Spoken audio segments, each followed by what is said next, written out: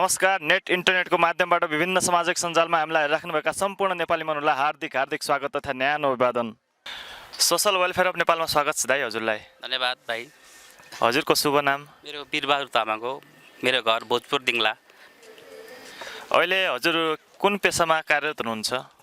म पेसा भन्नुपर्दा रुद्राक्ष व्यवसायमा म कार्यरत छु।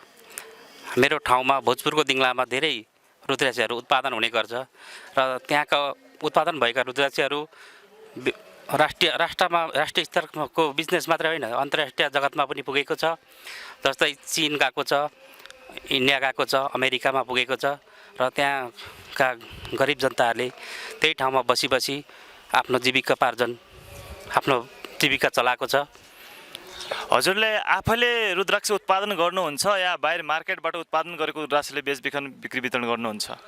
मेरो आफ्नै पनि 150-200 बोट वृक्ष आफ्नो बगैँचा 150-200 बोटको वृक्ष बगैँचा छ र त्यो बाहेक अन्य कसैकोबाट खरिद गर्ने गर्छु। खरिद लिएर जम्मा गरेर अन्यत्र ठाउँमा लगेर बेचबिखन गर्ने गर्छु। रुद्राक्षको बोटहरूबाट हजुरले लगभग 1 वर्षमा कतिसम्म आम्दानी गर्नुहुन्छ आफूले? आजभन्दा 10 वर्ष अगाडिको परिप्रेक्ष्यमा हेर्ने हो भने त्यहाँ जुनसुकै जातको पनि बहुमूल्य धेरै दाम हालेर हामीले बेच्थ्यौँ। खरिद गर्नेहरू आउँथ्यो र उसले धेरै दामहरू धेरै पैसा दिएर किनेर लान्थ्यो। अहिले पहिले जस्तो छैन, निकै विश्व बजारमा नै डाउन गइरहेको अवस्था छ। पहिलेको प्रति गोटा पहिले 700-800 रुपियाँ जान्थ्यो 5 मुखे 6 मुखेको पिसहरू। अहिले किलोको हिसाबले जान थालेको छ। हजुरलाई रुद्राक्ष उत्पादन सम्बन्धी कुनै सङ्घ संस्थाले अनुदान डोनेसन दिनुभएको छ अथवा हजुरले आफैले व्यक्तिगत लगानीमा रुद्राक्ष उत्पादन गरिराख्नु भएको छ? यस्तो म कुनै सङ्घ संस्थामा कार्यरत त छुइनँ। कुनै सङ्घ संस्थाले मलाई दिएको छैन अनुदान। विदेश गएको युवाहरूलाई तपाईँ के भन्न चाहनुहुन्छ? नेपालमै बसेर यदि केही उत्पादन गरेर आफ्नो देशको माटोलाई सिँगार्ने र आफ्नो देशलाई एकदम कलात्मक रूपमा आफ्नो देशको विकास गर्ने जस्ता कुराहरूमा कुनै आफ्नो उत्प्रेरणात्मक कुराहरू राख्न सक्नुहुन्छ? यस्ता चिजहरूको उत्पादन गरेर बेचबिखन गरेर नेपालमै पनि नेपाली माटोमा सुन फलाउन सक्नुहुन्छ भन्ने जस्तो प्रेरणा दिन सक्नुहुन्छ? हजुर, सकिन्छ। अनि विशेष गरेर यो रुद्राक्ष चाहिँ कस्तो खालको हावापानीमा, कस्तो खालको माटोमा, यसको उर्वर शक्ति कस्तो खालको ठाउँमा यो उत्पादन हुने गर्छ? विशेष गरेर यो खास गरी नेपालको जुनसुकै भूभागमा पनि मैले अहिले पाउने गरेको छु। नेपालको काठमाडौँ एरियामा पनि अब मान्छेहरूले उत्पादन गरिरहेको छ। जुनसुकै हावापानी माटोमा पनि पाउन सकिन्छ।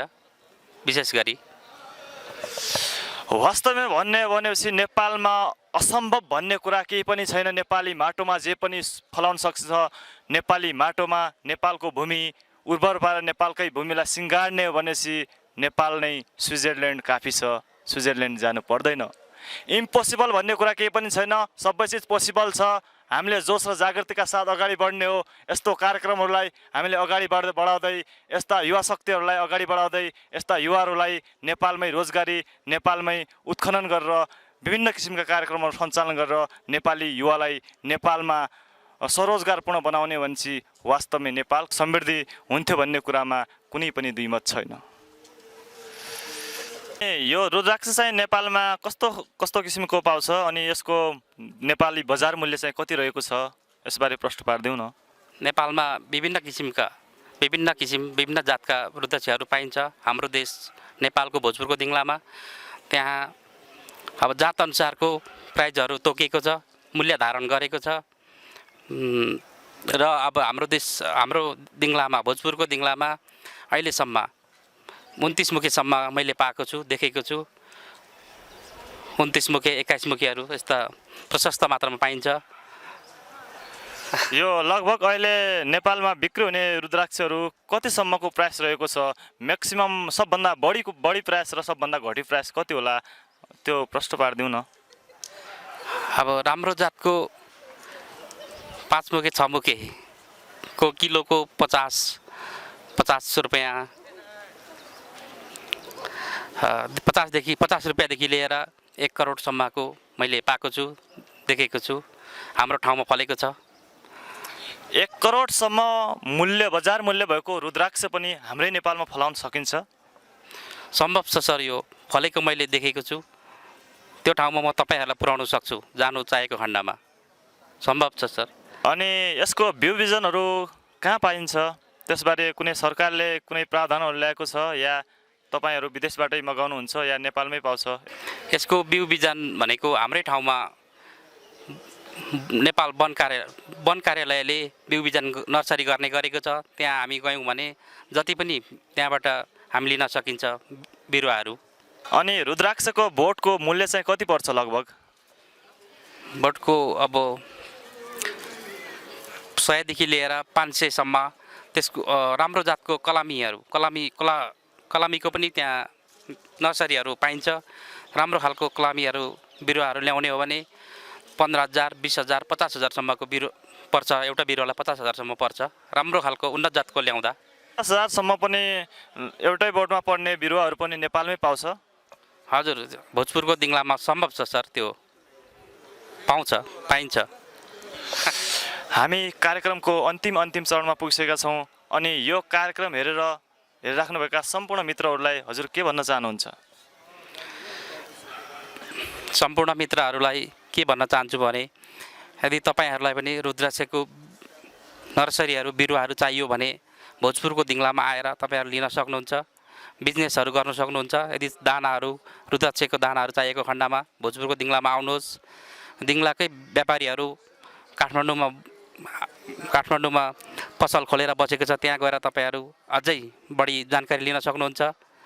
धन्यवाद। यस कार्यक्रम हेरिराख्नुभएका सम्पूर्ण मित्रहरूलाई धेरै धेरै धन्यवाद। मेरो व्यक्तिगत तर्फबाट, दाइको व्यक्तिगत तर्फबाट धन्यवाद छ।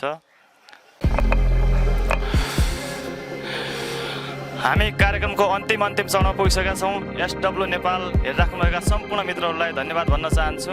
र नेपाली माटोमा, नेपाली उर्वर भूमिमा रुद्राक्ष फलाएर एकजना युवक दाइ हुनुहुन्छ। उहाँले राम्रो आम्दानी गरिराख्नु भएको छ।